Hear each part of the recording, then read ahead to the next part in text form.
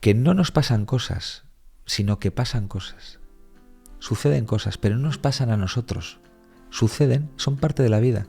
El ego te hace creer que te pasan a ti y que la vida te está puteando, pero no deja de ser una idea. La realidad es que la vida es la que es y que has venido aquí a crecer.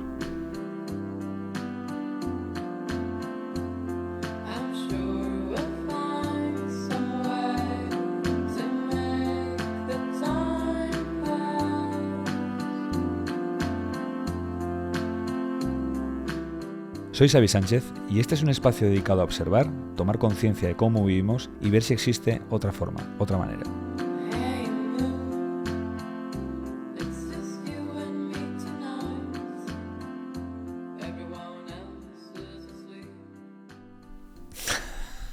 En el aire. En el aire. Bueno, ¿para qué estamos aquí hoy, esta tarde? Vamos a centrarnos lo primero, ¿no? Venimos a presentar... Sí, a presentar el libro que he escrito. Sí. Y parece mentira. Parece mentira. ¿Verdad? Que esté aquí, que tenga las manos y lo que decía, ¿no? Que una cosa es lo que tienes dentro y luego otra cosa es lo que materializas. Y el poder tocarlo y tenerlo aquí, pues hace ilusión. Siempre hace ilusión. Mucha ilusión. Y tiene una portada, ¿no? Sí, la portada, costó un poco lo suyo. Yo quería algo simple, algo que reflejase también a la infancia, esos dibujos sencillos de niño, ¿no? Que muchas veces pues los vamos perdiendo, pero tienen un encanto especial. Y no hablo nunca de la portada. No sé si quieres que te diga lo que significa. Claro. La portada refleja un velero que lo lleva el viento y pues alguien que va ahí, ¿no? Entonces, para mí era como un reflejo, ¿sabes? La vida nos lleva, como al velero lleva el viento, y dentro de ese ir, pues hacemos lo que podemos. Pero no somos nosotros los que dirigimos la vida, sino la vida es la que nos dirige, ¿no? Y nos va dando las oportunidades de poder expresarnos y desarrollarnos ante aquello que parece. Perfecto, ¿no? Preciosa portada, además, no sé, muy atractiva por colores y el título.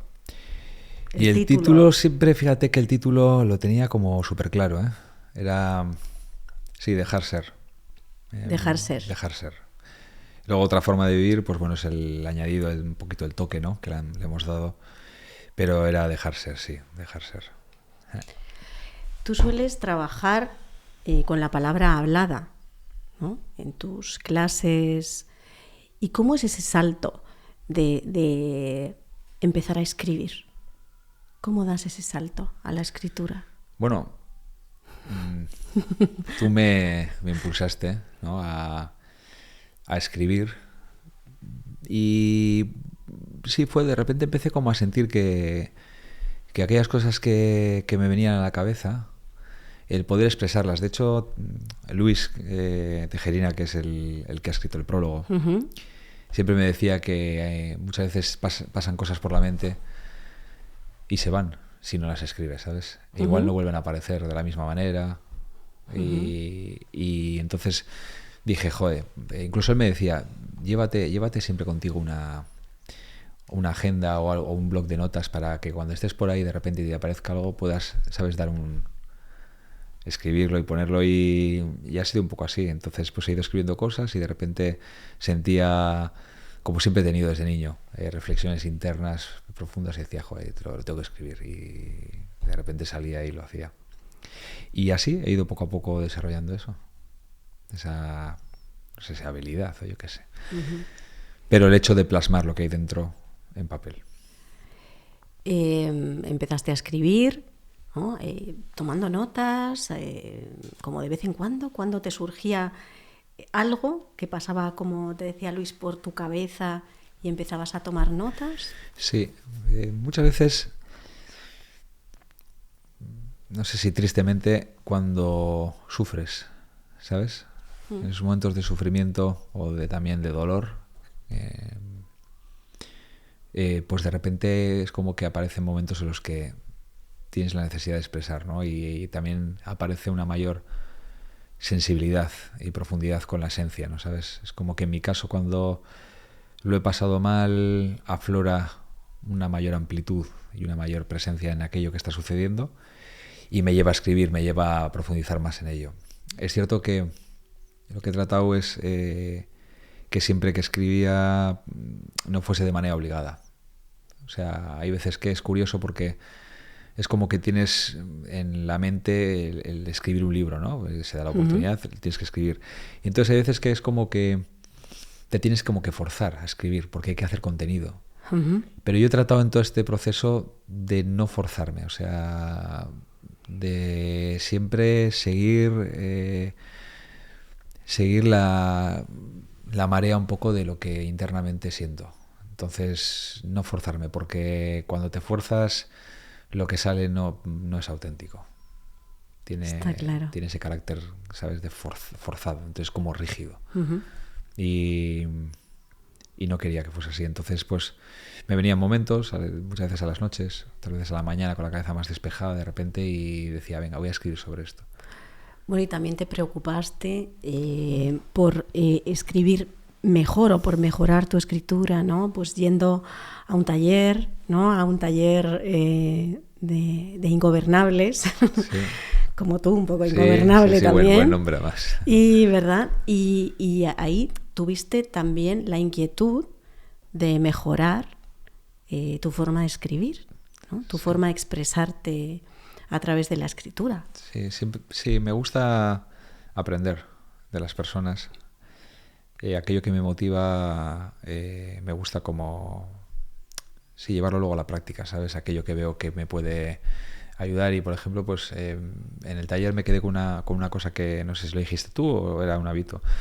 Era como el no repetir las palabras, ¿sabes? Cuando escribías en textos más cortos, tratar de combinar palabras que al final el lector no viese algo como repetitivo, ¿no? Entonces es como que me quedo con cosas y esas cosas con las que me quedo y creo que las que me quedo son como importantes para mí, trato de incorporarlas.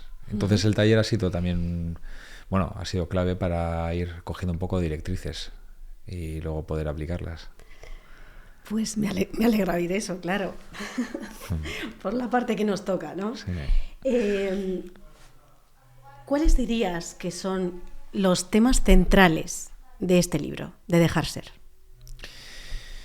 Bueno, los dos temas centrales de Dejar Ser es que Dejar Ser es como el mensaje amplio, ¿no? Y se refiere a dejar ser a nivel mental y a nivel físico. O sea, es decir, todo lo que corresponde a la mente, a todo lo que recibimos en la infancia, pues el permitirnos, el permitir que seamos nosotros mismos a ese nivel, ¿no?, mental y luego también a nivel físico, es decir, poder expresarnos, movernos tal como somos, como humanos. Sí, yo diría que es eso. Eso.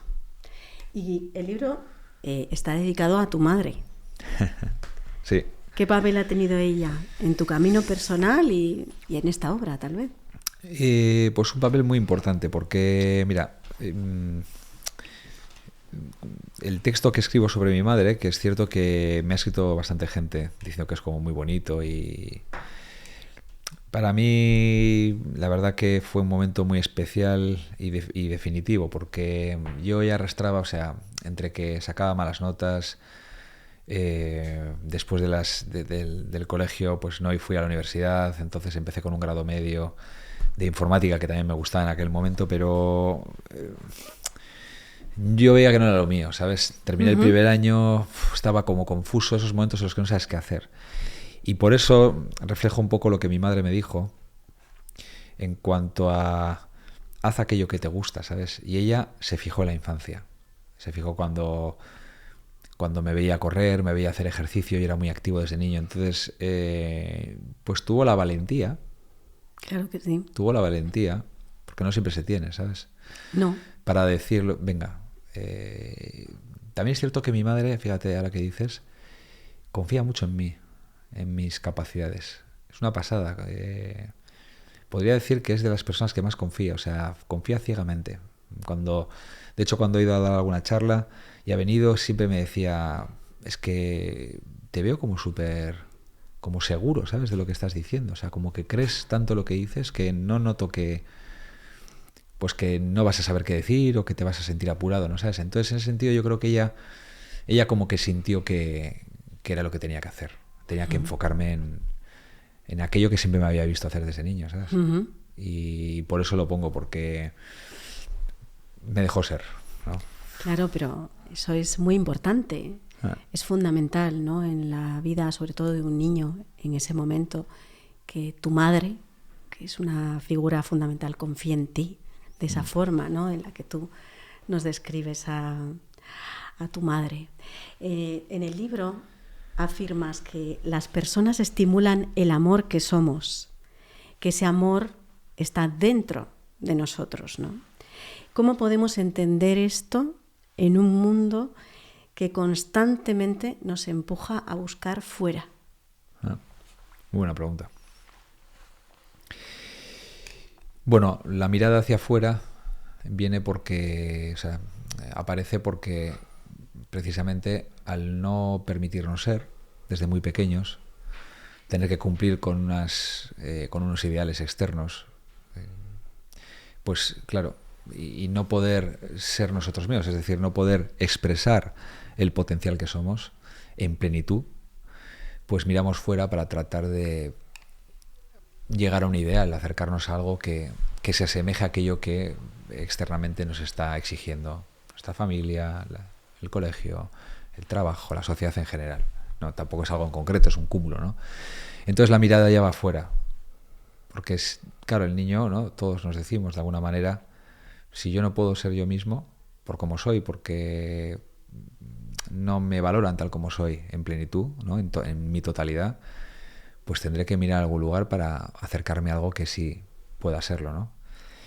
Y este es el punto. Entonces, claro, la mirada es al exterior, y tanto en el amor como en todos los aspectos de la vida, miramos fuera, hasta que nos damos cuenta que la mirada afuera no nos da nada.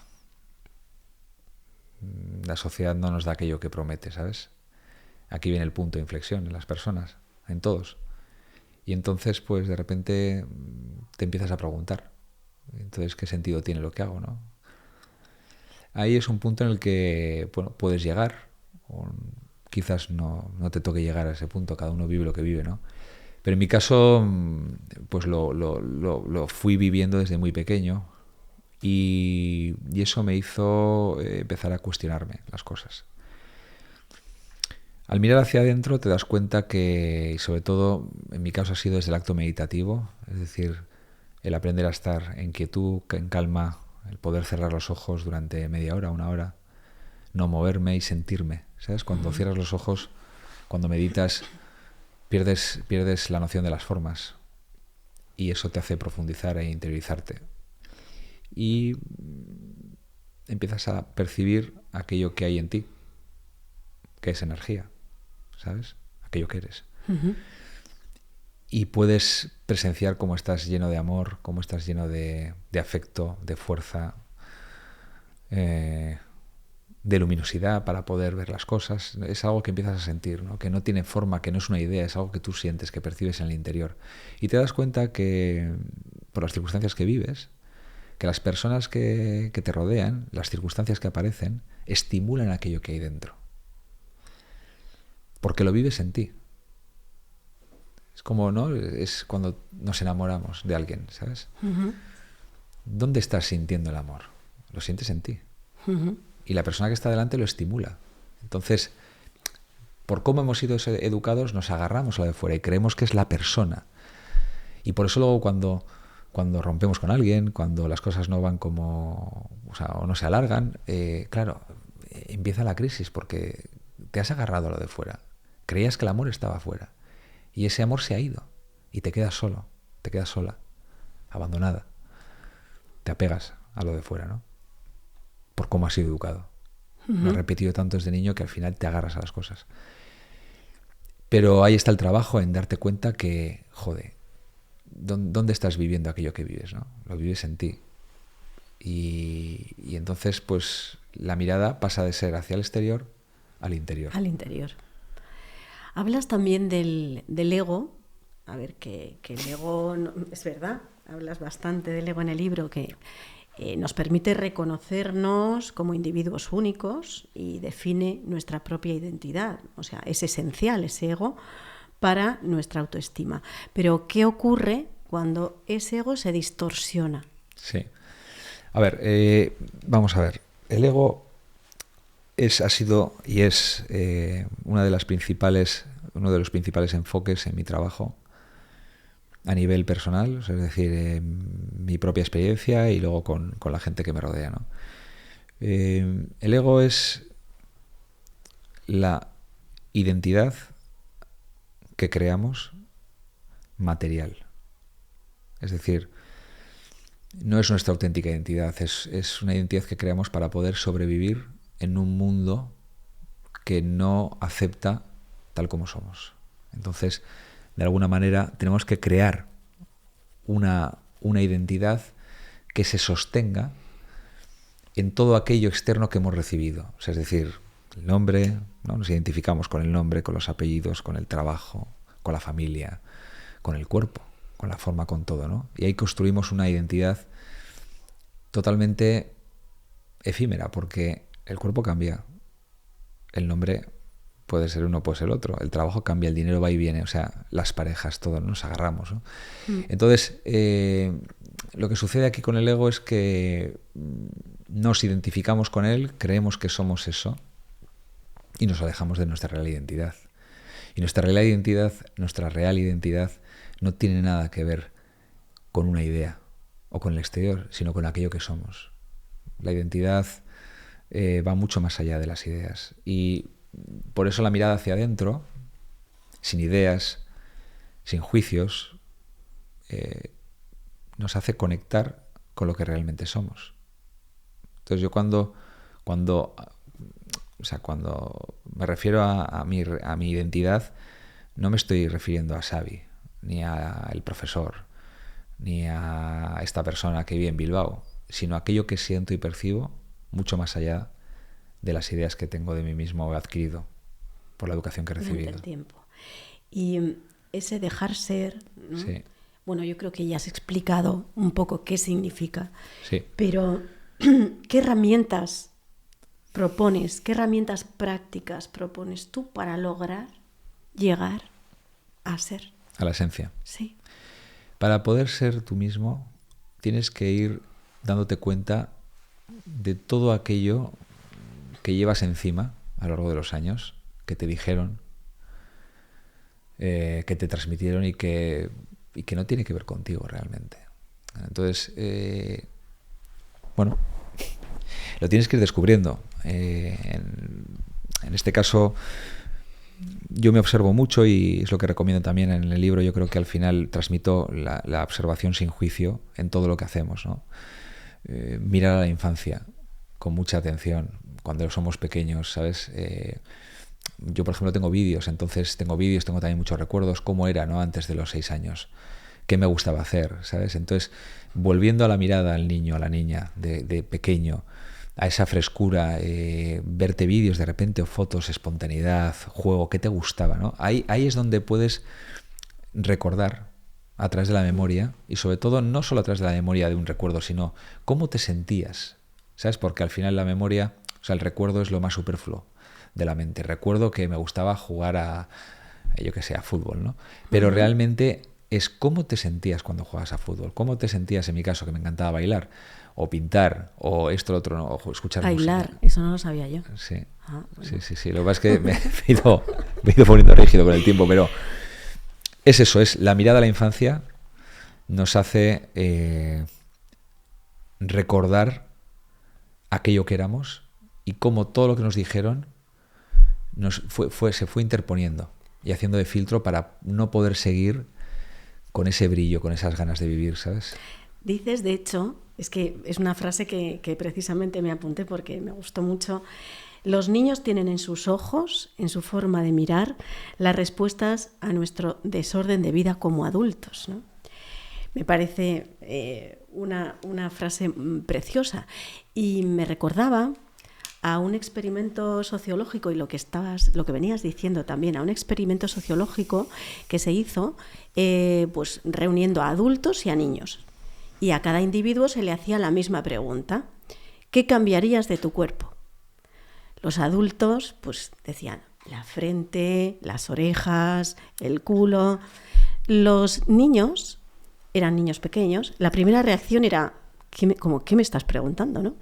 Pero se quedaban así y decían: yo quiero tener una cola de sirena, yo quiero dientes de tiburón. Y una dijo: yo quiero el superpoder de teletransportarme.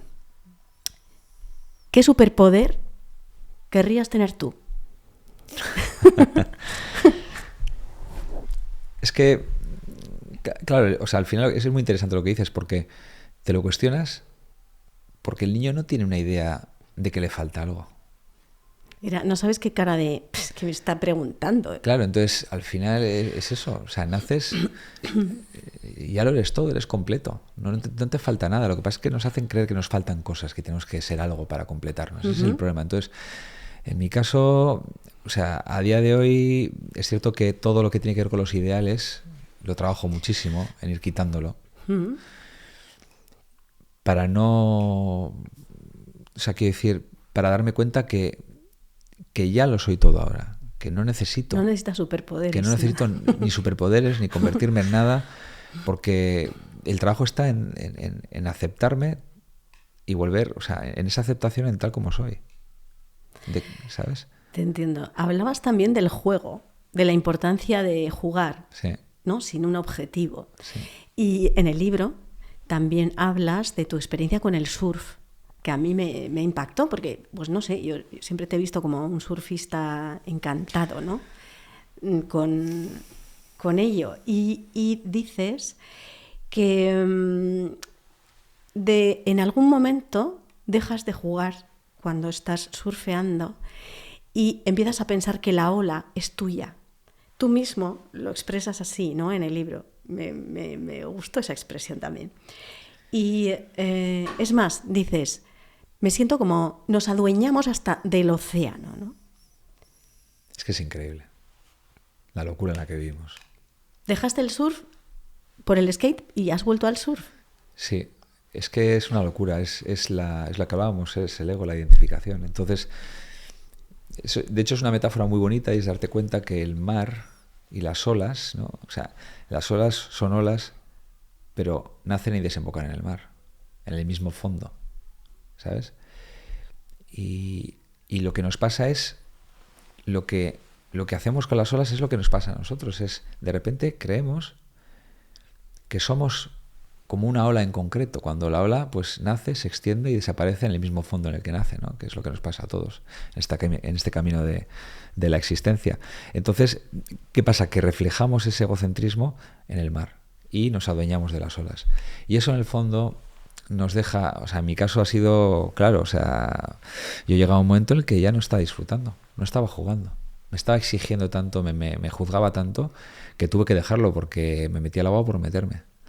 Y fue ahí un poco donde pues empecé a patinar también. Había patinado algo de pequeño, o sea, siempre ha sido deportes los que he estado un poco, de alguna manera, practicando, ¿no? Desde que era niño. Pero fue como volver a patinar y tratar de alguna manera de volver a disfrutar y a jugar.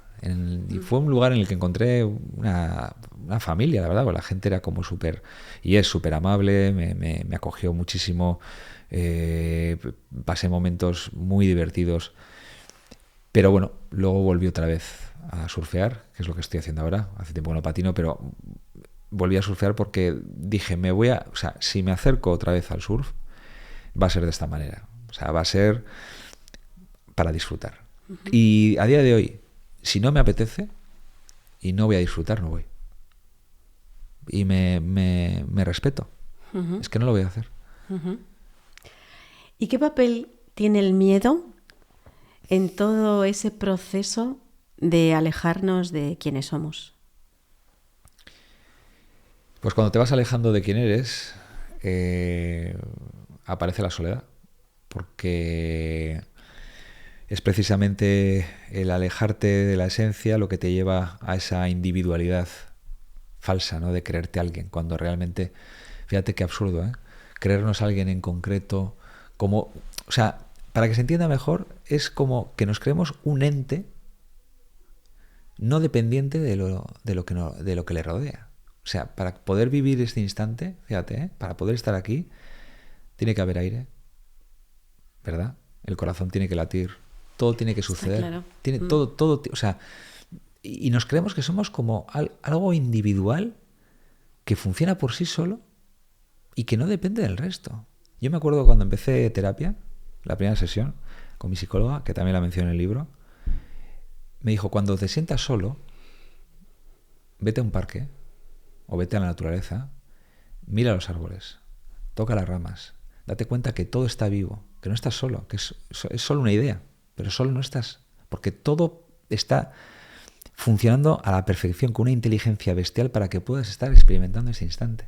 Pero nos creemos que somos como algo separado, ¿no? Entonces, esa separación, cuando va cogiendo fuerza, y de hecho ya aprovecho para decir que creo que estamos viviendo socialmente a día de hoy unos individualismos extremos en la sociedad en la que vivimos, a lo que nos está llevando es a cada vez más polarizados, más radicales y un mal vivir que podemos presenciar. Entonces, por eso lo que digo es que cuanto más nos alejamos de aquello que somos, más individuales nos volvemos y vivimos la vida de manera, pues de una manera pobre, en todos los sentidos. El trabajo está darnos cuenta de que no somos algo aislado, separado del resto, y de que todos estamos hechos de lo mismo, de que todos nacemos y venimos de lo mismo.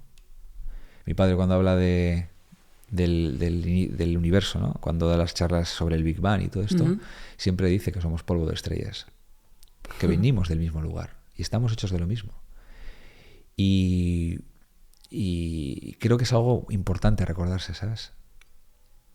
Muchas veces miramos a la gente como si fuese, ¿verdad? Vas a la calle y miras a la gente como si fuese otra especie. O sea, yo soy de esta manera o me pongo en este, ¿sabes? En este lugar en el mundo, pero si todos estamos hechos de lo mismo, si todos nacemos, todos nos vamos a morir, todos estamos viviendo una experiencia, ¿por qué vernos desde ese lugar tan individualista, ¿no? Pues sí. Y ahí está el trabajo, es lo que trato y cuesta, porque es un trabajo, para mí es el trabajo de vida, pero es volver a esa unidad que sentimos y que vivimos de niños. El niño no se plantea, no se crea alguien en concreto, vive una experiencia, pero no se identifica con su forma o yo soy este, tal. Vive esa experiencia y la vive plenamente. ¿Existe el individuo perfecto?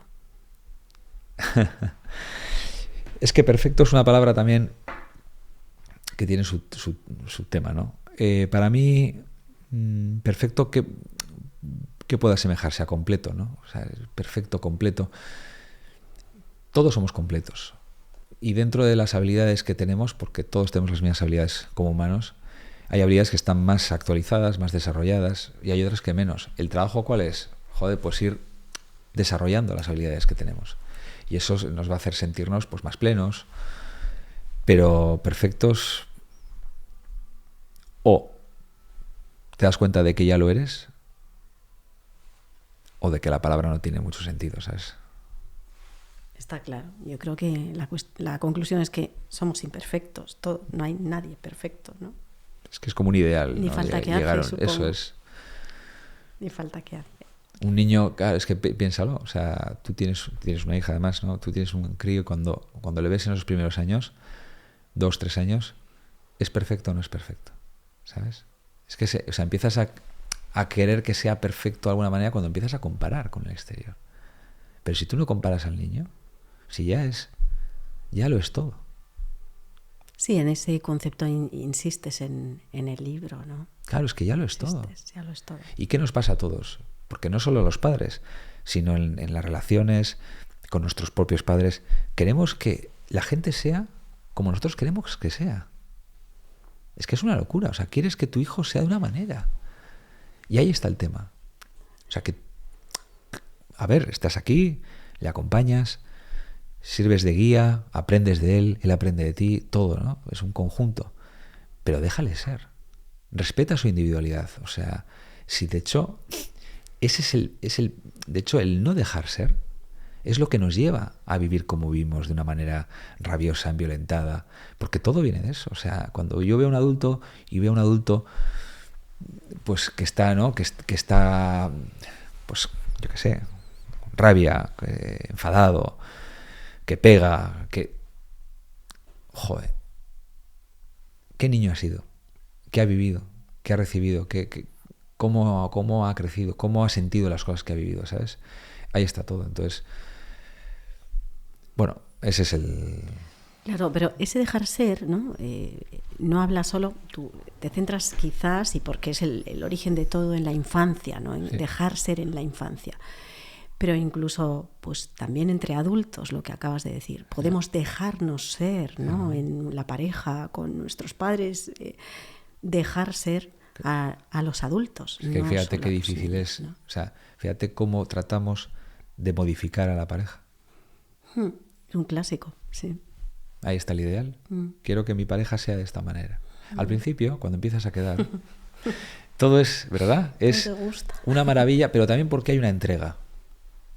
Hay una entrega total, general, digo, ¿eh? Hay una entrega total, estás enamorado, estás viviendo el amor, ¿no? Enamorado, viviendo el amor. Hay un tema también físico, incluso, ¿no? De hormonal. Vamos. Todo es todo, ¿no? Y, sí, todo ayuda. Y lo que digo, y de repente ya empieza a entrar la mente con sus juegos, con sus ideales, con sus caprichos, y ya empiezas, no, pero esto que antes me daba igual, ahora ya me importa y tienes que hacerlo de esta manera. Y para mí ha sido y es un aprendizaje diario con mi pareja y con las que he tenido. O sea, el darme cuenta en qué trato yo de modificar a las personas. Por eso, sin juicio, pero observarte mucho, ¿sabes? ¿En qué trato yo de modificar a mi pareja actualmente? ¿Qué no me gusta de ella? ¿O qué trato? La respuesta es muy sencilla. Respeta al que tienes de enfrente. Y si no cuadra, claro. no cuadra. Pero no trates de cambiarle. Déjale ser quien es. Está claro. Respeta su individualidad. Porque de esa manera va a poder sentirse cada vez más pleno, más libre, y va a vivir la vida con mucha más autenticidad. Si no, no va a funcionar. Va a estar negándose su propia autenticidad, va a vivir de una manera impostada. No va a ser ella o él. Cambiando un poco el tercio, hablando del movimiento de nuestro cuerpo, del que tú también tratas en el libro. Yo siempre tengo una duda. ¿Qué es el core? El core. Explícame. Aunque lo explicas, pero me gustaría escucharte. Antes de los 3 meses de edad, somos incapaces de poder dominar las extremidades. Es decir, acercar las piernas, flexionar las piernas y acercarlas al cuerpo, y los brazos lo mismo, ¿no? Y estamos literalmente tumbados en el suelo. Entonces, a los 3 meses más o menos, desarrollamos la respiración, desarrolla su función estabilizadora. ¿Qué quiere decir? Que cada vez que tú coges aire, aparte de respirar para poder vivir, el diafragma, que es el músculo principal respiratorio, genera la suficiente presión sobre el suelo pélvico para poder crear presión intraabdominal, y esa presión intraabdominal sostener el movimiento de las extremidades. Entonces, cuando hablamos de core, hablamos de núcleo, hablamos de esa presión intraabdominal. No es un tema... Se ha confundido mucho con tensión. ¿Eso tiene que ver con el equilibrio? ¿Es o tampoco? O sea, es decir, no, tiene que ver con la capacidad que tú tienes para poder generar presión entre el diafragma, el suelo pélvico y la pared abdominal. De manera sencilla. Quiero decir, el conjunto muscular lo que hace es generar una presión suficiente para poder desde ahí sostener el movimiento de las piernas. Es como para poder hacer una casa necesito una base, porque si no la casa se cae a trozos. Esto es lo mismo. Necesito el tronco estable para desde ahí poder movilizar las piernas y los brazos. Cuando el núcleo, el core, como quieras definirlo, no es lo suficientemente estable, el cuerpo busca la manera de poder sostener las piernas y moverlas utilizando musculatura, la cual no es no es la adecuada para poder realizar esos movimientos. O sea, es como si utiliza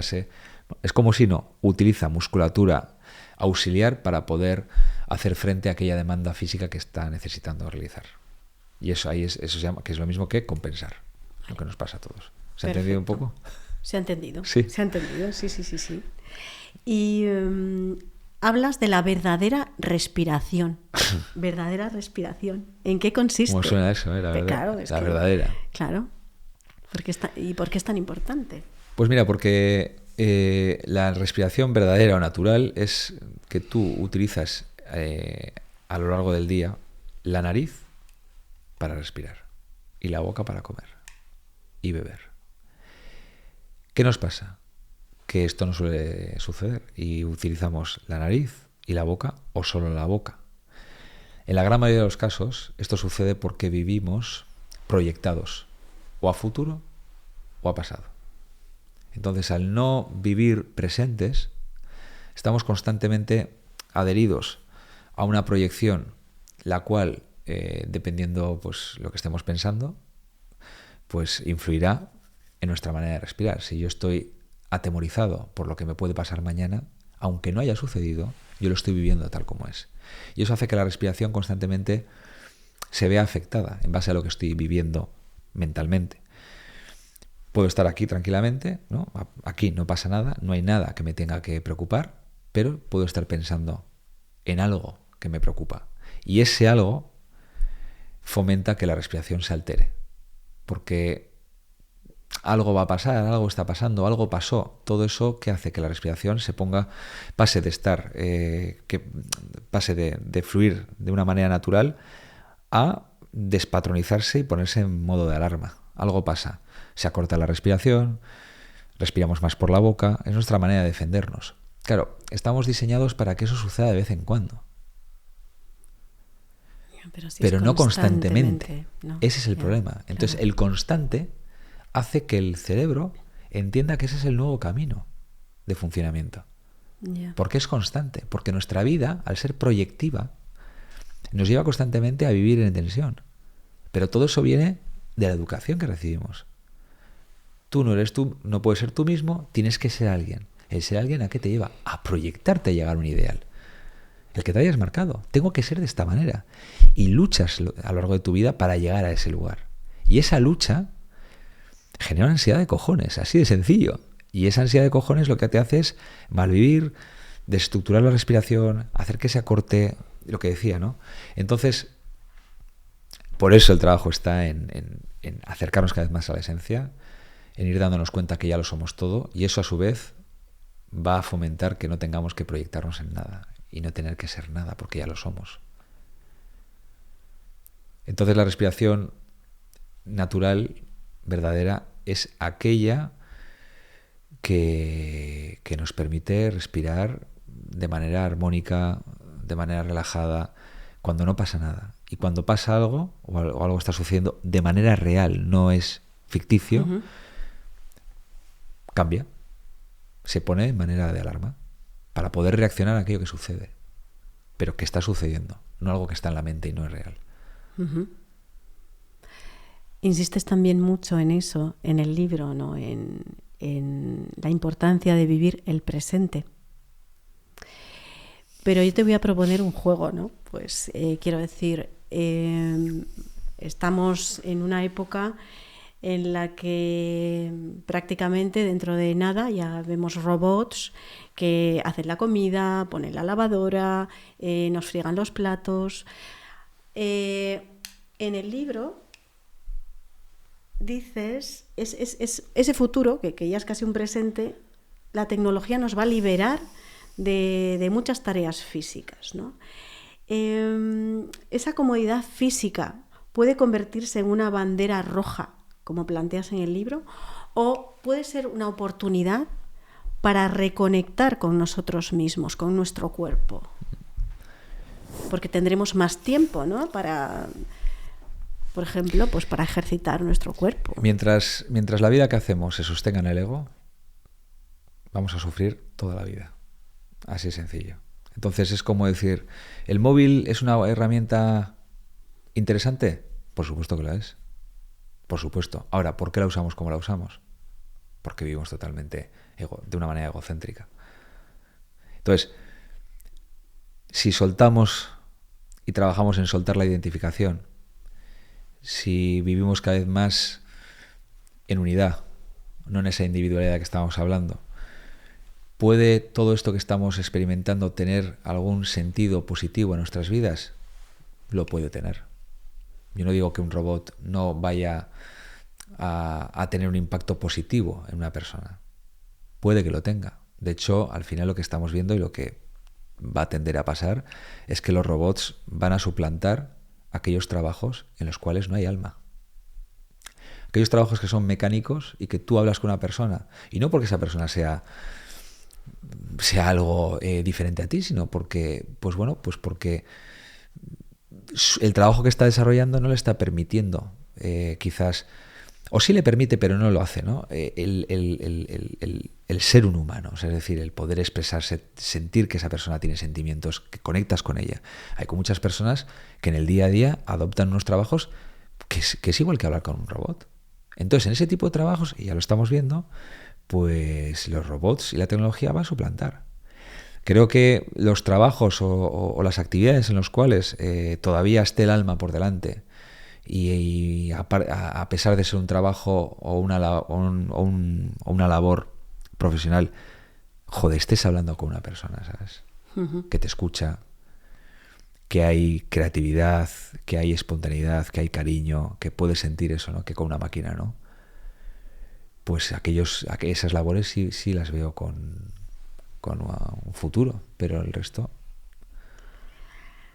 Personalmente siento que tu libro no es solo una lectura, ¿vale? Que es una experiencia. Planteas algo casi contraintuitivo, dejar de intentar ser mejores para empezar a ser nosotros mismos. Si tuvieras que dejar un mensaje final a quienes nos escuchan, ¿cuál sería? Pues mira, lo primero que me ha venido ¿sí? Es que todos nos demos cuenta que las cosas no están ni bien ni mal. Las cosas y las circunstancias son las que son. El bien y el mal es una idea humana para juzgar de alguna manera y decir, esto está bien, esto está mal. Y si al final, aunque esto pueda parecer muy abstracto, si tú tiras del bien y el mal ha ido cambiando socialmente.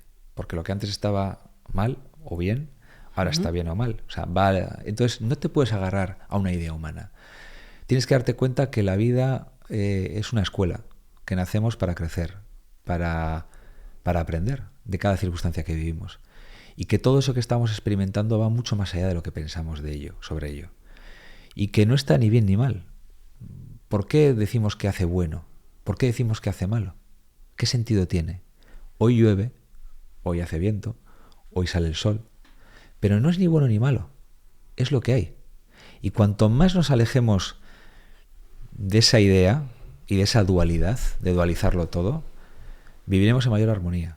Y nos daremos cuenta que es una de las cosas que he ido aprendiendo, ¿no? Que no nos pasan cosas, sino que pasan cosas. Suceden cosas, pero no nos pasan a nosotros. Suceden, son parte de la vida. El ego te hace creer que te pasan a ti y que la vida te está puteando, porque tú tendrías que tener una vida diferente a la que quieres tener. Pero no deja de ser una idea. La realidad es que la vida es la que es y que has venido aquí a crecer. Y que los niños, sí, en los 3 primeros años de vida, sí, es cuando más crecen, porque no tienen una idea de sí mismo. Y es precisamente esas ideas de nosotros mismos las que bloquean la capacidad de aprender, de crecer, ¿no? Como en todo, ¿sabes? Entonces, yo lo que animo es a ir soltando esas ideas de que las cosas están bien o mal y que las cosas son las que son y vivimos lo que nos toca vivir. Perfecto. Pues con una invitación vuelve a mostrarnos esa portada estupenda, ¿no? Portada así blanquita del fondo. De dejar ser, pues es un libro que merece mucho la pena tener entre las manos. Y aquí la pregunta esta que estaba leyendo ahora, ¿quién sí, soy realmente? Sí. ¿Cuál es el sentido de mi vida y qué es lo natural y qué es lo impuesto? Bueno, una pregunta que me he hecho constantemente y queda para mucho. Pues con esas preguntas en el aire nos despedimos por hoy, ¿no? Muchísimas Sí, gracias. Gracias a ti, Xavi. Un Gracias, placer. Viri. Gracias. Gracias.